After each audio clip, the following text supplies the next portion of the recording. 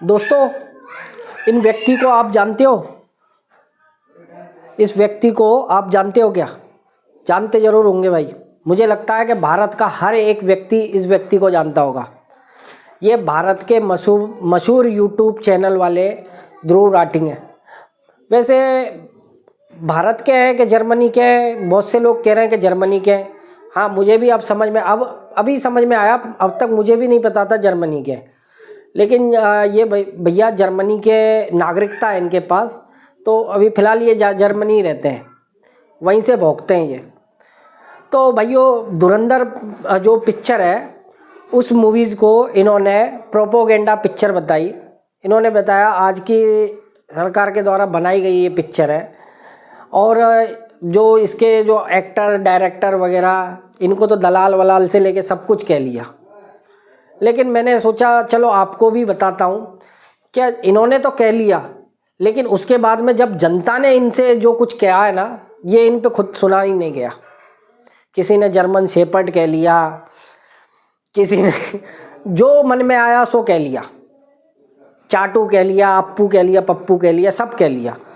मैंने कही कि सर आपको भी बताता हूँ कि आखिर वो मामला क्या था। भाई इन्होंने एक धुरंधर जो अपनी धुरंधर पिक्चर आई है, जो कि देश की, मुझे लगता है कि देश के ऐसे कुछ राज थे कि उस पिक्चर में खोले गए।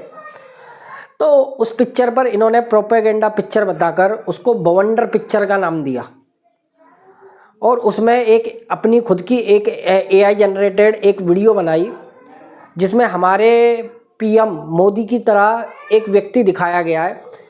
और वो उस पिक्चर में फ़ोन करके बताता है कि ये मेरी कल्पना, मतलब ये अपना सपना बता रहा होता है कि ये मेरी कल्पना है कि वो जो शख्स है PM मोदी जैसा दिखने वाला, वो ISI के एक एजेंट को फ़ोन करता है और उसको कहता है कि भाई इलेक्शन आने वाले हैं हमारे इंडिया में, और इसके लिए आप ऐसा करना कि ये जो पहलगांव अटैक जो हुआ था ना, जो 40 जवान मारे गए थे, ये करना। और उसको पैसे देता है ISI को।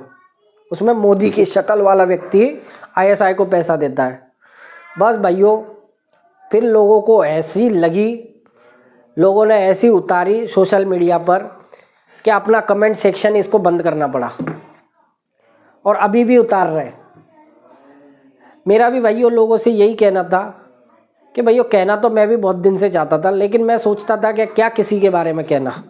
लेकिन अगर आपको रियलिटी बताऊं तो इस बंदे का केवल एक ही काम था, आज के प्रेजेंट की सरकार के फेलियर को गिनाना। अब फेलियर थे इसके हिसाब से, तो इसके पास सारे डॉक्यूमेंट्स होते हैं।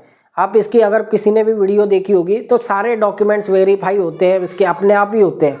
पता नहीं कहाँ से लाता है, और वो तो मुझे कभी मिले ही नहीं। मैंने कईयों बार देखने की कोशिश करी कि ये डॉक्यूमेंट्स होते कहाँ से, पर मिले ही नहीं। आर्टिकल वगैरह सब होते हैं। तो इसने जो, मतलब ऐसा है ना, इसने ये नैरेटिव रोज़ के फैला है।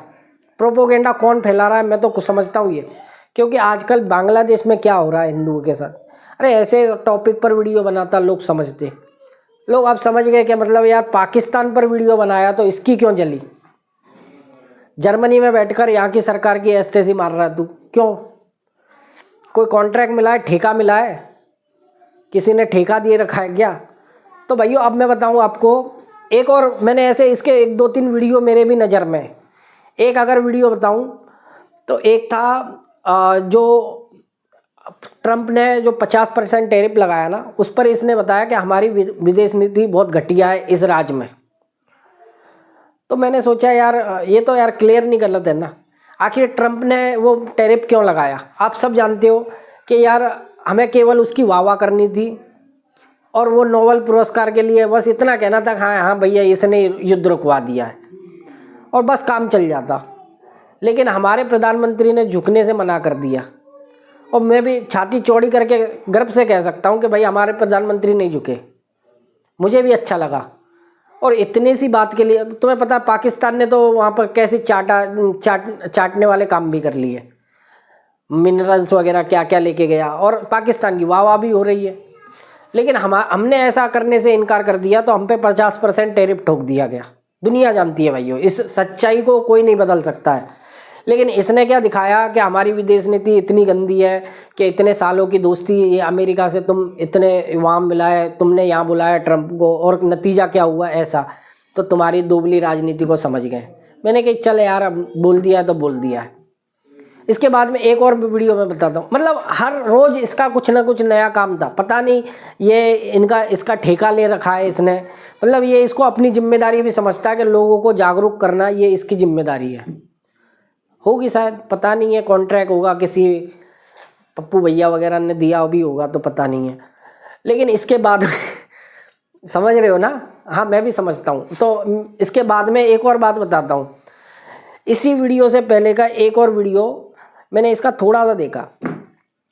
एक्चुअल में इसने एआई के आजकल जो गूगल जिमिनी वगैरह ये सारे जो प्लेटफॉर्म है, इनसे आप कुछ भी पूछ सकते हो, ये आंसर दे देते हैं। तो इसने बताया ये सारी चीज़ें गलत है आपके लिए, इनको अगर रोज़ देखोगे तो आपकी आंखें बाहर आ जाएंगी, आपका मुंह सुकड़ने लगेगा और आपका दिमाग छोटा हो जाएगा। और विद प्रूफ के साथ होता है डॉक्यूमेंट्स में, तो शायद लोग भी असली मानते हैं, मैं भी मान लेता हूँ यार। लेकिन इसी के थोड़े देर बाद इसने जिस एआई को ये बुरा बता रहा है कि मतलब इनका यूज ज़्यादा मत करो, तुम्हारा दिमाग कमज़ोर होता जाएगा, उसी में अपना खुद का एक एआई, इसने डेवलपर है ये, इसने खुद का एक एआई जनरेटेड एक मतलब एआई वाला एक एप्लीकेशन बना रखा है जिसका नाम है एआई फिस्टा।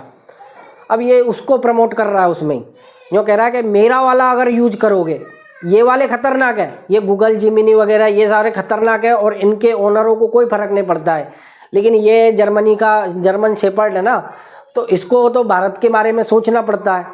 तो इसने क्या कही, मेरा वाला यूज करो, और मेरा वाला यूज करने में आपको ये दिमाग का ये नहीं रहेगा। क्यों नहीं रहेगा पता है? क्योंकि इसमें इसने ब्रेन गेम डाल दिए हैं, माइंडेड वाले गेम होते हैं ना, ब्रेन गेम आपने सुने होंगे नाम, तो इसमें वो स्टूपिड से 2-4 ऐसे बच्चों वाले गेम डाल दिए हैं कि जिसमें से 3 अंतर पहचानो इन दोनों फोटो में से, ये वगैरह वगैरह, ये ब्रेन गेम। आप खुद समझ सकते हो भाइयों, क्या केवल पैसे के लिए हो रहा है ये सब कुछ? पैसे कमाने के लिए किसी को भी नीचा दिखा दो, ऊंचा दिखा दो, जनता समझ गई। इस बार जो पिलाई करी है ना भाइयों, कुछ भी कहने से नहीं चुके, और हर जगह हर प्लेटफॉर्म पर इसकी मतलब जनता इसको जवाब दे रही है। भाई दिख ही नहीं रहा है, पता नहीं है जवाब वापस किसी को क्या देगा। लेकिन मेरा भी सरकार से कह लो आप या अपनी गवर्नमेंट से इतना तो है कि एक मर्यादा होती है किसी चीज़ की। अगर वीडियो ही बनानी है, लोगों को समझाना ही है, सिखाना ही है कुछ, तो कुछ अच्छी चीज़ों पे। बांग्लादेश में क्या हो रहा है हिंदुओं के साथ, बताओ ना, क्या हुआ उस भाई के साथ, या क्या किस में आज देश में क्या चल रहा है, इन पे बनाओ। केवल एक व्यक्ति को टारगेट करना ये भी तो सही नहीं है ना। फिर जो जवाब मिले ना आपको, उसको सुनने लायक भी आप नहीं रहे। इतने गंदी गंदी गालियाँ दी हैं लोगों ने। बस भाइयों मैं तो यही कह सकता हूँ कि ऐसे मूर्खों और गधों की एक ही जगह है जो जनता ने उनको दिखा दी। और वो पिक्चर जो है ना, इसके वीडियो डालने के बाद 1000 करोड़ को पार कर गई, वैसे नहीं जाती शायद। भाइयों कुछ हमारी हकीकत दिखाई है उस पिक्चर में, कुछ मतलब ऐसे बताने की कोशिश करी गई है कि क्या मतलब उस समय क्या हुआ था, या कैसे ये रॉ वगैरह जो अजित डोभाल वगैरह है, इनके कैसे मतलब हाथ बांध दिए गए थे। अब मिनिस्टर ही उसी नोट के घोटाले में था, तो कैसे उस घोटाले को उस समय उजागर करते। उसमें ये भी दिखाया है कि समय आने पर इस चीज़ को दिखाया भी जाएगा। लेकिन इसको तो इसने पूरा हमारे प्रधानमंत्री का चेहरा लगा के इसने ये सारी बात कह दी, तो ये भी तो गलत है ना। गलत है कि नहीं? अब जब कहा है तो जनता ने भी जवाब दिया है, फिर ये भी सही है। अगर तुम्हारे हिसाब से वो भी सही है तो ये भी सही है। भाइयों आपको वीडियो कैसी लगी, आप अपनी राय कमेंट करके ज़रूर बताना। अच्छी लगती है तो लाइक भी करना भाइयों, और चैनल को सब्सक्राइब भी करना। जय हिंद भाई।